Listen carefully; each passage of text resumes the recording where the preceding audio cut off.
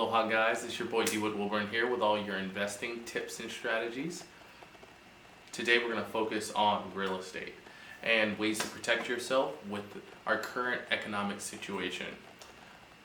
We all are aware that there's quite a bit of turmoil going on in the world. A big part of that falls on landlords, renters, and property owners. The hardest scenario that we're going to have to face is going to be there are going to be millions of people out of work. There's going to be a lack of supply. There's going to be a lack of demand for multiple different industries. If you own property, if you're renting property, if you are a landlord, if you are a tenant, you're all going to feel the burden of what is currently happening. First and foremost, I want to wish the best to everybody out there who's having a hard time, and wish the best for those who have fallen victim to hope to be a once-in-a-lifetime event. There was an act passed on the 27th of March. In this act, there's a sector called the CARE Act. The CARE Act is a game changer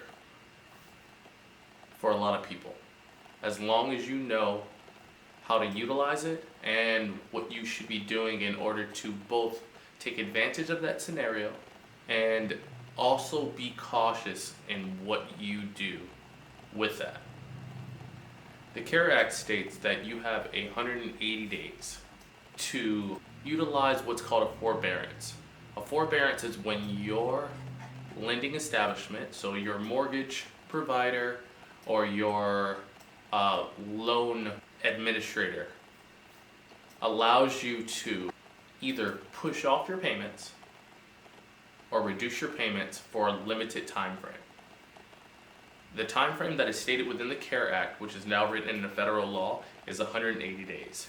So it gives you potentially 6 months of time frame to push back your loan or reduce your payments. Now, along with that, written into the act, it'll give you another 180 days if it's requested again closer to the end of that time frame, giving you an entire year to either push off your payments or reduce your payments. Now, this does not mean that monies are not going to come due at some point, that you're not going to owe this at some point. There are multiple ways that your lending institution could handle this.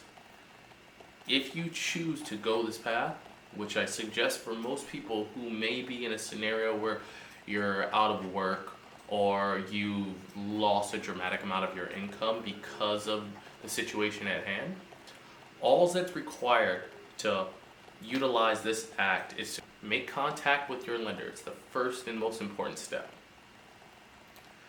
Your lender will have more answers for you based off of what their particular way of going about this is going to be.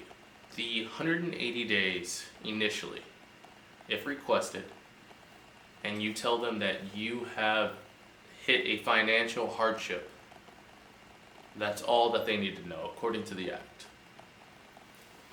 Now, the way that you have to pay the money back down the line is the most important aspect you need to be asking about. You need to ask as many questions as you possibly can. Your lender is going to have to provide you with these answers. And you don't have to accept any terms that you do not agree with. So in requesting forbearance, there are multiple ways in which they can ask you to pay them back. The first, and the one that you do not want the most, is for them to want a lump sum back. So they could say, after 180 days, you now are responsible to pay us back that entire amount in one lump sum.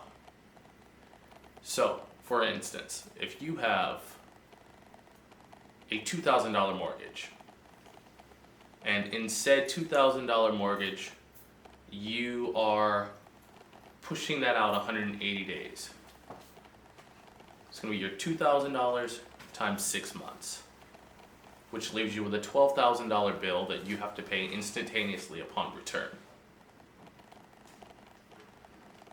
You don't want this. It defeats the purpose of the bill.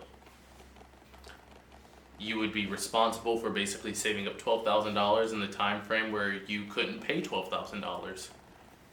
Second way that they could ask you to pay it back is to add a small amount onto what is your current and existing payments for a certain amount of time until said money is paid back.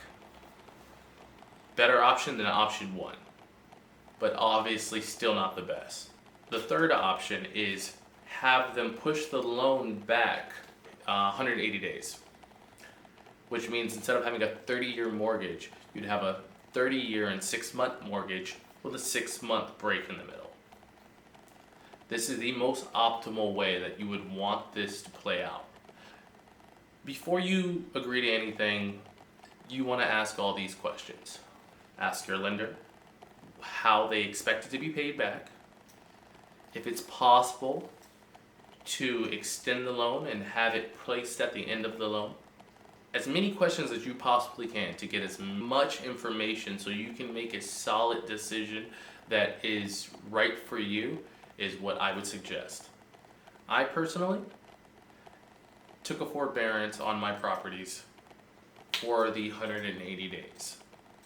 So it gives me 6 months currently to both establish both the ability for the place that I live in to make sure that I don't have that heavy weight of a mortgage on top of me while all the other bills are still outstanding. There will be a section that we'll be getting into in the next video based off of your credit cards and your ability to push those payments off as well, because that is something that is available on certain cards and with certain carriers. The CARE Act is the biggest one though. Your housing expense, as we all know, usually is our biggest expense. Take your time. Read through the information. I can put a link in the description for the full bill and everything that's involved with the CARE Act. It is vital that you protect yourself. I hope the best for everybody. If anybody has any questions, please drop them in the comments. And everybody have a good night.